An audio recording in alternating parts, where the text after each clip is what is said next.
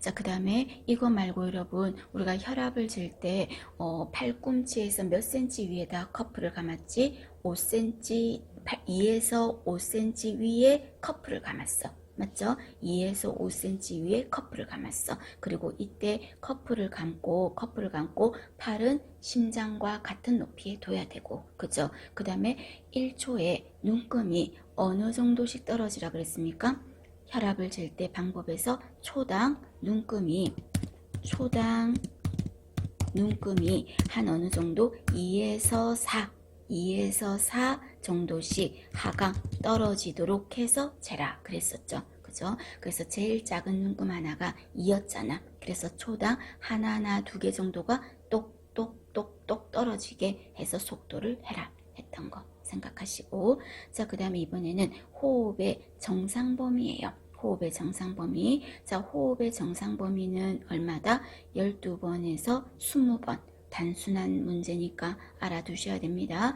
12번에서 20번. 그런데 비정상 호흡이라고 한다면 12번이 안 돼요 하면은 뭐라고요? 서호흡. 여러분 간단하게 숫자라도 적어두세요. 시험장에서 마지막으로 한번 점검하실 때 이 교재를 보실 때 뭔가 적혀 있어 여러분. 눈으로 기억하는 것도 있어. 그래서 순간 당황하면 아무것도 생각이 안 날 수 있으니까 그거를 적어 놓는 게 나아요. 알아도.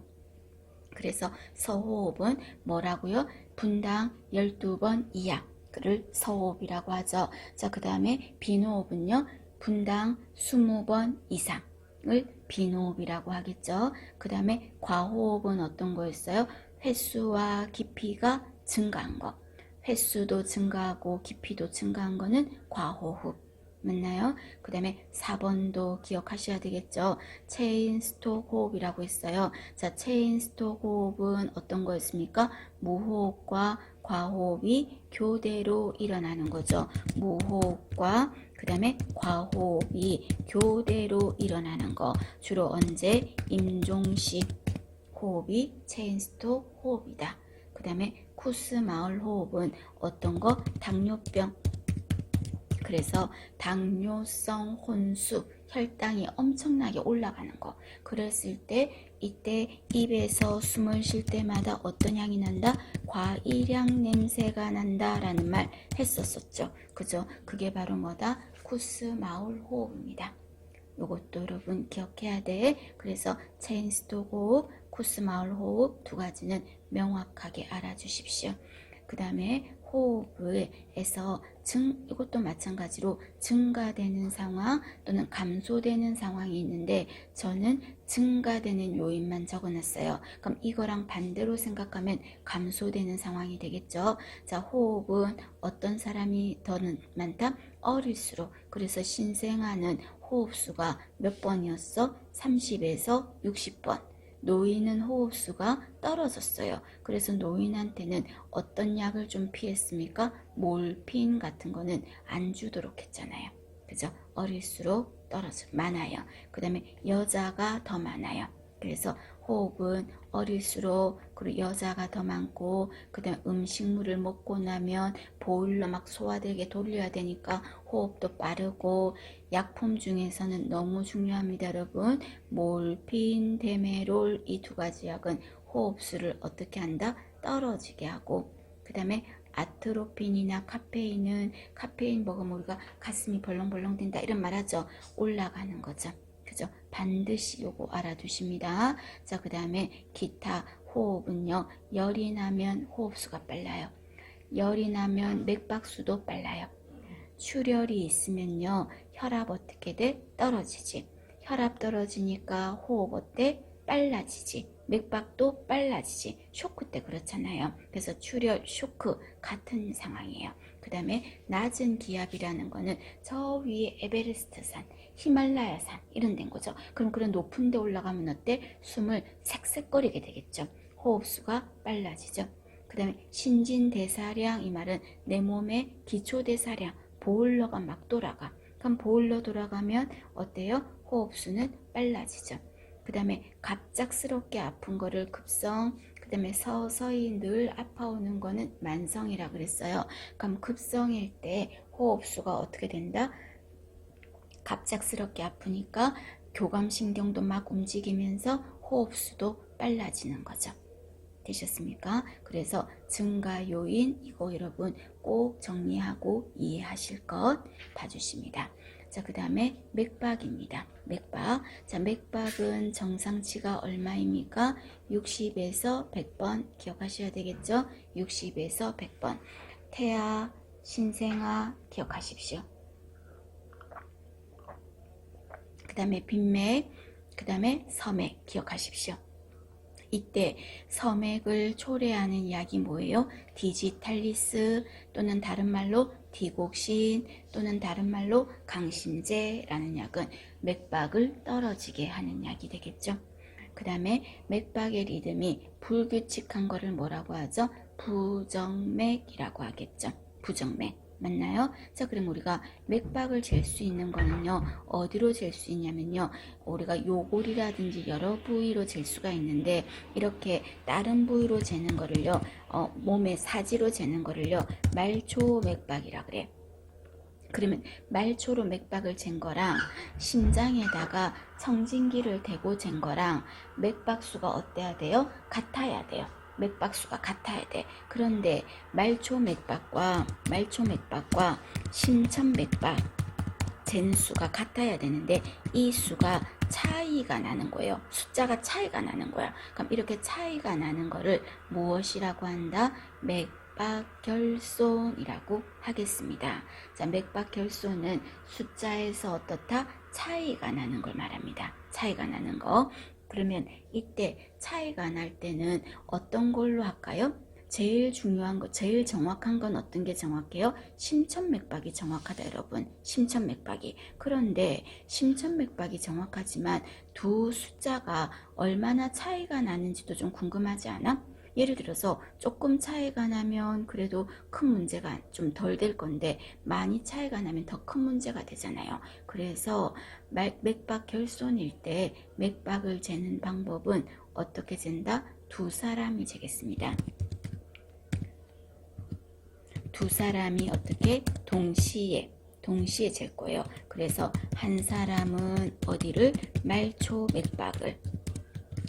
맥박을 또 한 사람은 어디로 잴까요? 심장으로 재는 거죠. 그래서 또 한 사람은 심천 맥박을 재겠습니다. 그리고 1분을 재고 나서 끝하고 그쪽은 몇 번이세요? 나는 몇 번인데요? 하고 두 수치의 차이를 어떻게 할까요? 비교하는 거죠. 비교하는 거죠. 자, 그게 뭐죠? 맥박 결손일 때 맥박 측정 방법입니다. 되셨습니까? 자, 그러면 심장으로 청진기를 대는 심천맥박은 주로 어느 부위에서 합니까? 하는 거 요건 여러분 참고로만 보면 되세요. 자, 그 중에 좌측 중앙쇄골선에서 네 번째, 다섯 번째 늑골간이 만나는 지점인데 심천맥박을 반드시 재야 되는 경우가 있다. 그럼 언제 잰다? 심장에 문제가 있다면 심천맥박을 재라. 그리고 또 주로 어떤 애들한테 소아과 애들한테는 심천맥박을 재라 그 말입니다. 되셨습니까? 자, 그 다음에 맥박이 증가되는 거와 감소되는 게 적혀 있어요. 맥박이 증가되는 거와 다음 페이지 보시면 맥박이 증가되는 경우와 감소되는 경우가 있으니까 요거 여러분 다시 한번 지금 잠깐 봐주시겠습니까?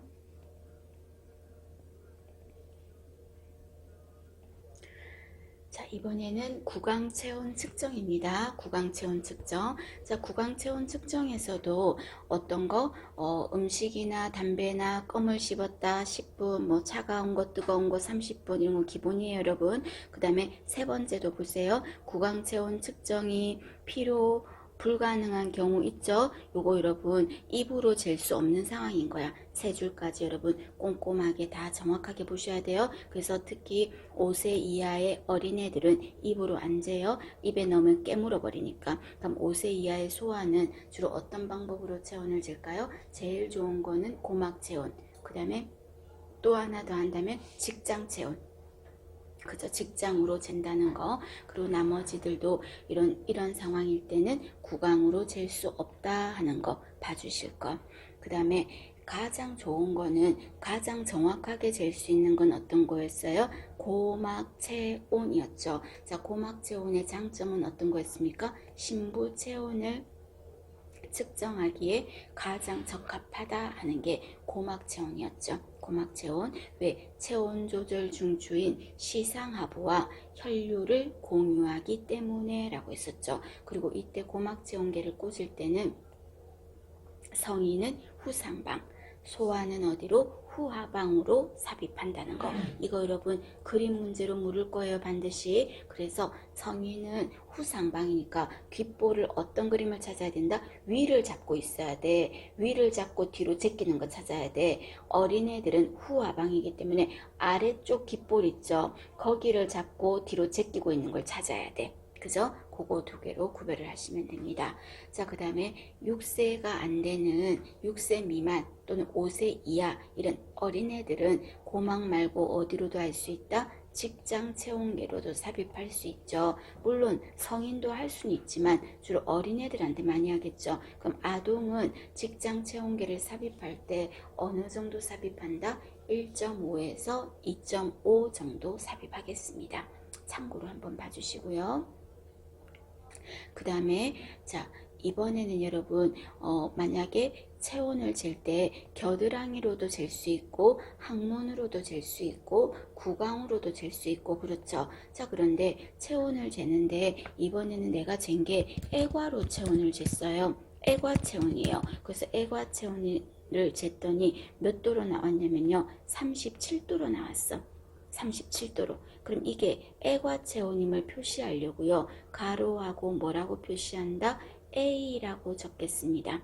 그죠? 애과체온은 가로하고 A라고 적겠습니다. A라고. 그럼 이번에는요, 항문으로 쟀을 때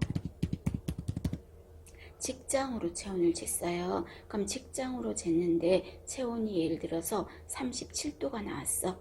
그럼 이게 직장으로 잰 거라는 표시로 어떻게 한다? 가로하고 R이라고 적겠습니다. R이라고 적겠습니다. 그래서 애과는 가로하고 A라고 적고 직장 체온은 R이라고 적겠습니다. 구강은 그냥 체온만 적겠습니다. 되셨습니까?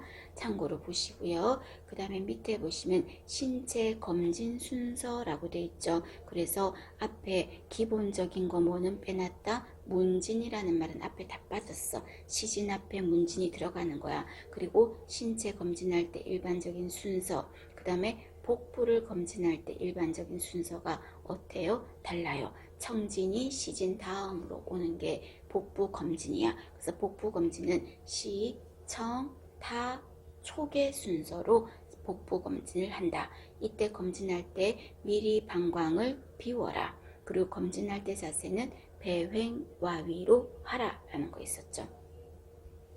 자, 그 다음에 이번에는 이때 여러분 복부 검진할 때 만약에 청진을 하는데 청진을 타진이나 촉진보다 왜 먼저 합니까? 혹시나 두드리고 만졌을 때 장의 소리가 변할까봐, 장음이 변화가 있을까봐 청진을 먼저 한 겁니다. 그래서 일반적인 순서와 복부를 볼 때는 조금 달라요. 그 다음에 밑에 보시면 물품 관리입니다. 물품 관리. 자, 이 부분은 여러분 눈도장으로 정확하게 하시고 그 중에 1번 이런 거 중요해. 2번 이것도 중요해. 3번 너무 중요해요. 그래서 주사기, 응혈, 과산화수소수고 과산화수소수의 작용 지금 적어놨죠. 과산화수소수와 관련된 거. 그래서 용혈작용한다. 탈색작용한다. 그리고 보관할 땐 어디에? 어두운 색의 병에 보관한다. 이 말은 빛을 어떻게 하라? 차단하라. 그런 용기를 차광 용기라고 했죠. 차광 용기에 보관하라. 그리고 또 백태김 혀의 죽은 조직 제거 과산화수소수잖아.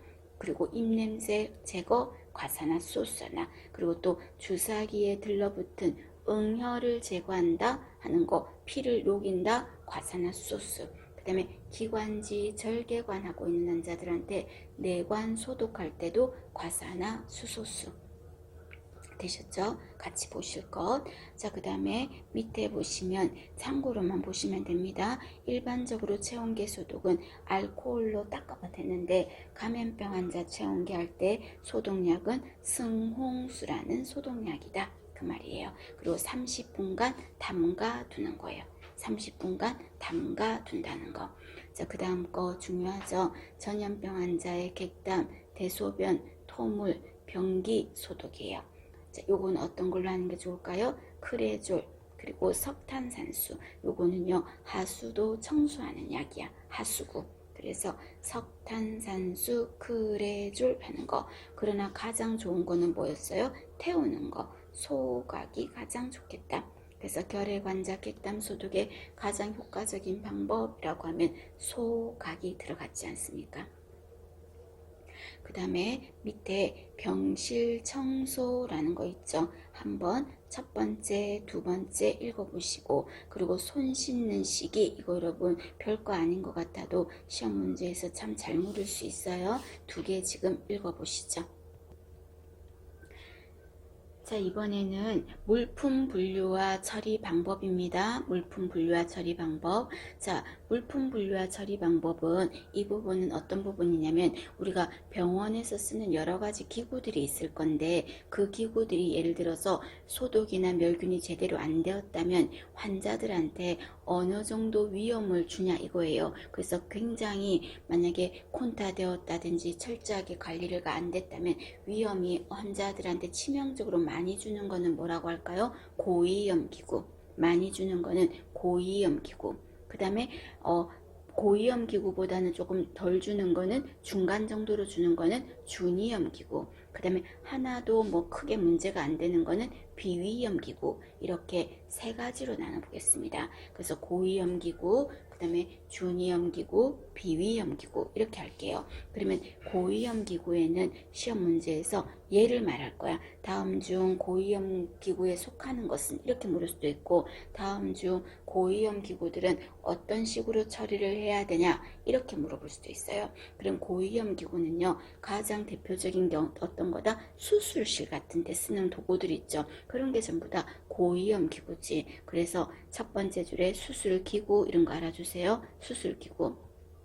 그 다음에 첫 번째 줄에 요로 카테터라는 거 보이세요? 요로 카테터 소변줄. 그죠? 이거 고위험 기구, 고위험 기구. 그래서 요런 것들, 그리고 치과에서 핸드피스 같은 거 갈아버리고 하는 거 있죠? 그 핸드피스 같은 이런 거는 전부 다 뭐다? 고위험 기구에 들어갑니다. 그래서 고위험 기구 하면은 가장 대표적인 게 수술 기구, 뭐 소변 카테터, 요로 카테터, 뭐 요런 것 등이 고위험 기구에 들어가요. 그럼 그렇게 위험한 거는 철저하게 어떻게 해야 될까요? 멸균 소독해야 되겠지. 그럼 철저하게 멸균해야 되니까 방법은 멸균이에요. 멸균 또는요 화학 멸균이라는 말도 있는데 굳이 구별하지 말고 고위험 기구는 어떤 방법으로 멸균을 반드시 해야 된다. 이렇게 봐주세요.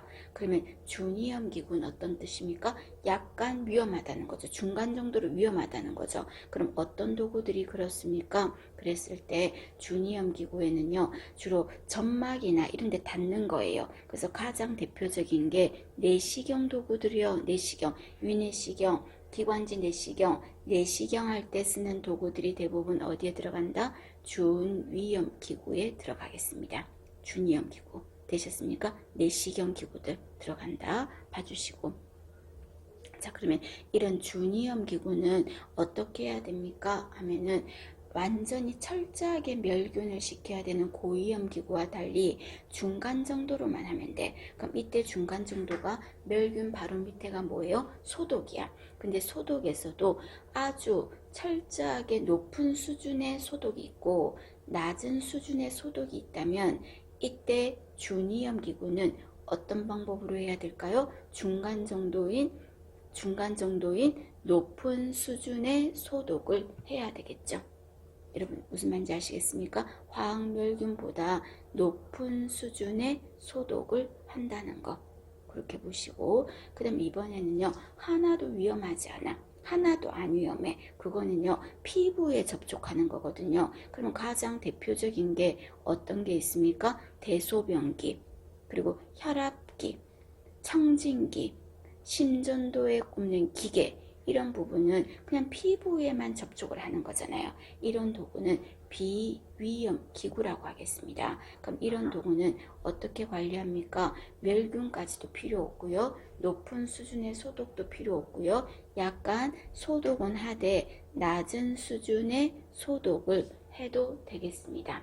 되셨습니까? 그래서 여러분 기억해. 매칭, 수술기구, 카테터, 고위험기구. 고위험기구는 어떻게? 멸균.